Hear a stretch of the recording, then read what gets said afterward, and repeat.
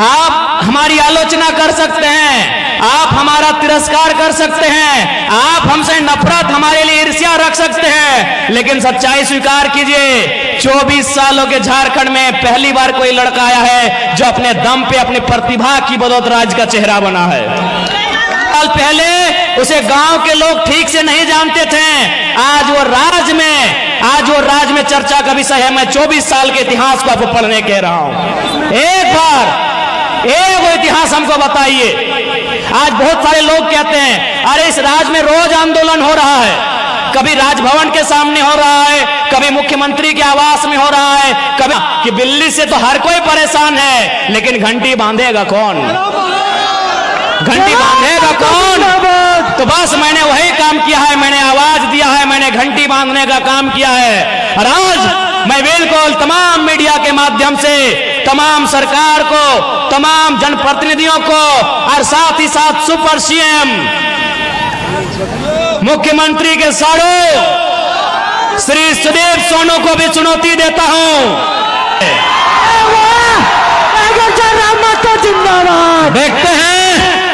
देखते हैं सोनू जी वो झंडा मैदान कब तक आपके बाप का रहता है। बड़ा दुर्भाग्य, एक लोकतांत्रिक देश में हम लोग 2 साल से झंडा मैदान में सभा करने की बात कर रहे हैं। पता नहीं जिला प्रशासन भी मौन क्यों हो जाती है, जिला प्रशासन भी अंतिम समय निर्णय क्यों बदल देती है। तो ये ठीक है सोनू जी, अभी समय आपका है, लेकिन याद रखिएगा कि आप जो घमंड कर रहे हैं अपने पद का और मुख्यमंत्री से आपके परिचय का, ये ज्यादा दिन नहीं टिकेगा। तो आज आपके आसपास इसी क्षेत्र में हजारों छोटी बड़ी कंपनियां हैं कि नहीं? आज इसी गिरिडीह में हजारों कंपनियां हैं। रंजित दा है कि नहीं? हाँ मनोज दा, इसी गिरिडीह में हजारों कंपनियां हैं। आज आप देख सकते हैं हर एक कंपनियों से धुआं निकलता है, लेकिन विधायक मौन है। अब सवाल ये उठता है कि विधायक मौन क्यों है? क्योंकि मैं आपको एक अनुभव बताना चाहता हूं। एक कंपनी के किनारे मेरा कार्यक्रम था, जब तक मेरा कार्यक्रम था कंपनी ने धुआं को बंद करके रखा था। जो लोग बिकना जानते हैं, हम झारखंड की राजनीति में टिकने आए हैं, और अगर हम टिक गए तो बेईमानों का बहुत बेहतरी से सफाया होगा। जय झारखंड, बिल्कुल बहुत बेहतरी से सफाया होगा। और मैं आपको कहना चाहूंगा, बहुत सारे लोग आपको कहेंगे कि ये लड़का नौजवान है, कभी कभी एग्रेसिव भाषण देता है, आक्रामक बातें करता है, मारने पीटने की बातें करता है। देखिए भैया, ये मेरा व्यवहार में है तो है। जय झारखंड, मैं कोई छुपा के अपना मेरा कैरेक्टर नहीं है जैसा सुदीप सोनू का है। मेरा कोई कैरेक्टर छुपा के नहीं है, मैं जैसा हूं आपके सामने हूं। लेकिन असली सच्चाई क्या है, अगर आप सुनिएगा तो आपके पांव के नीचे से जमीन खिसक जाएगा। दरअसल बागमारा के उस कोलियरी में 133 मजदूर काम करते हैं। अच्छा एक बात बताइए, अगर कोई कहीं काम करता है तो उसके काम का कोई प्रमाण होता है कि नहीं? चूंकि वो कोलियरी में काम करते हैं, यानी बीसीसीएल के अधीन काम करते हैं, लेकिन चूंकि बीसीसीएल ने टेंडर दे दिया है, तो टेंडर दे दिया है तो टेंडर वाली कंपनी का जिम्मा होना चाहिए। लेकिन उस मीटिंग में आप सुन रहे होंगे, टेंडर वाली कंपनी भी बोल रही है कि वर्कर मेरे नहीं है, बीसीसीएल भी बोल रही है ये वर्कर मेरे नहीं है, जबकि उनको पेमेंट भी मिल रहा है, 5600 मिल रहा है, किसी को 6200 मिल रहा है, किसी को 8000 मिल रहा है। तो मैंने वही सवाल किया कि भाई इनको 8000 पेमेंट दे कौन रहा है? इनको 8000 पेमेंट दे कौन रहा है? ये बीसीसीएल के वर्कर नहीं है, ये आउटसोर्सिंग कंपनी के वर्कर नहीं है, तो इनको पेमेंट दे कौन रहा है? बस वहीं कोई तीसरा आदमी छुप के बैठा। जयराम महतो का बहुत हवा है, लाखों लोग उसे सुनने के लिए आते हैं, लग रहा है वो गिरिडीह लोकसभा जीत रहा है। तो दूसरे ऑफिसर ने कहा, सर अगर वो जीत भी जाएगा तो क्या उखाड़ लेगा दिल्ली जाके? दिल्ली में उसको भाषण देने का मौका भी नहीं मिलेगा। वो एनडीए से भी नहीं है, इंडिया से भी नहीं है, वो मोदी के तरफ से भी नहीं है, वो राहुल गांधी के भी तरफ से नहीं है, तो जयराम महतो क्या उखाड़ लेगा सर दिल्ली में? तो दूसरे अफसर ने कहा कि सर आप ठीक बोलते हैं, जयराम महतो दिल्ली में कुछ नहीं उखाड़ पाएगा, लेकिन सर मेरा दिल कहता है जहां से गिरिडीह शुरू होता है और जहां गिरिडीह खत्म होती है, अगर वहां कोई बेईमान पदाधिकारी उसको दिखा तो रोड में पटक के मार देगा सर।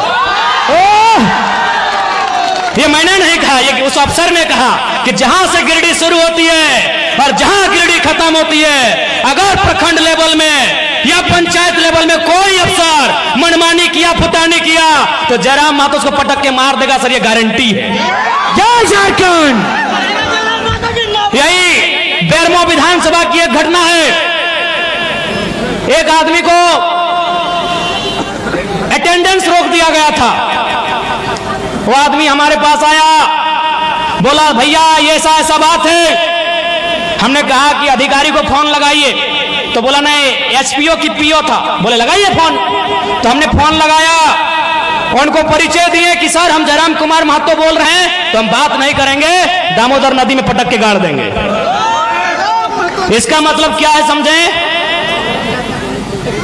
कि नॉन मैट्रिक मंत्री बनाएगा तो क्या होगा, चोर गुंडा लोग को विधायक बनाएगा तो क्या होगा। अफसर शाही पूरी तरह हावी है।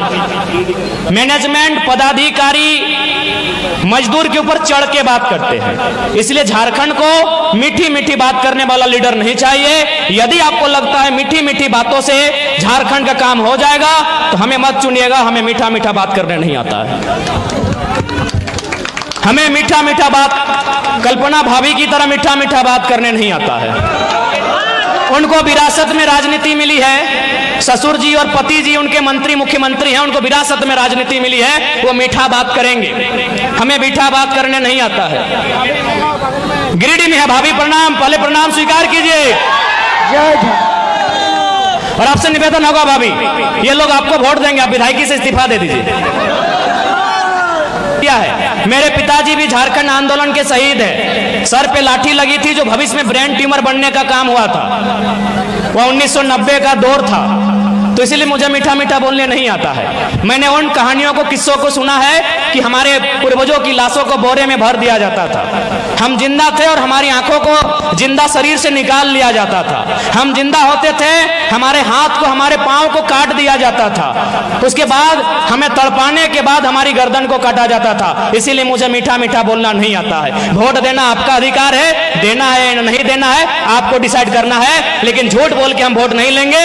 हमें मीठा मीठा बोलना नहीं आता है। मैंने सुरेश महतो, शक्तिनाथ महतो, मणिनाथ मंडल, नेपाल रवानी, रसिक हांसदा, सुदन महतो जैसे अनगिनत किस्सों को मैंने सुना है, जिनको बेरहमी से मारा गया है। मैं उसी कोयल अंचल से आता हूं, मुझे मीठा मीठा बोलना नहीं आता है। आपको पसंद लगे, मेरे विचार सशक्त लगे, मुझ में विजन दिखे, मुझ में लगे कि एक लीडर की काबिलियत है, वोट करना, नहीं लगे मत करना। फोर्सफुली मैं वोट मांगने नहीं आया हूं। जिंदाबाद जिंदाबाद। लेकिन हाँ, इतना तो वादा है, अगर गवर्नमेंट में आ गए तो बेईमान किसे कहते हैं एक बार दिखा देना, और उसके साथ करना क्या चाहिए बता देना, बराबर करेंगे, किसी को नहीं बख्शेंगे।